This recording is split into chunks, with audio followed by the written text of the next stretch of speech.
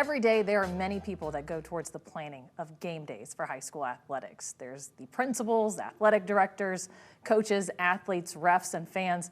But who's there ensuring the safety of everyone involved? That would be athletic trainers. And joining us in studio today is the athletic trainer from Anthony Wayne, Noelle Matson. Thank you so much for coming in.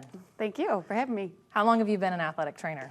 I've been an athletic trainer for 13 years, and I've spent all 13 years at Anthony Wayne High School. 13, typically an unlucky number, but it seems like it's quite the opposite for you. Pretty lucky for me. I'm blessed to be the athletic trainer for the Anthony Wayne community.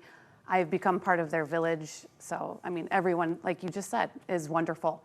Admin, coaches, parents, the athletes. It's a great place to be.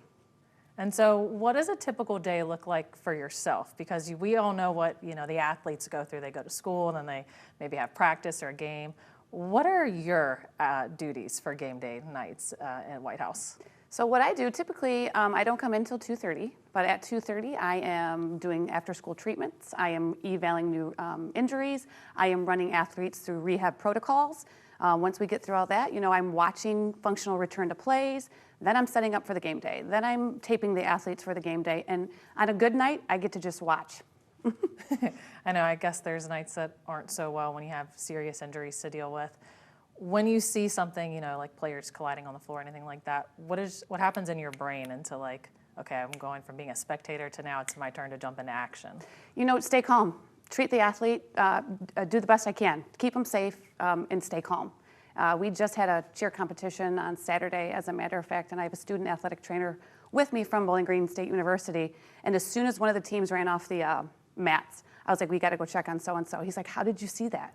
I said, just 13 years of watching, you just know when you got to help. So after 13 years, you've learned and developed a lot in your career. But what made you want to take this career path?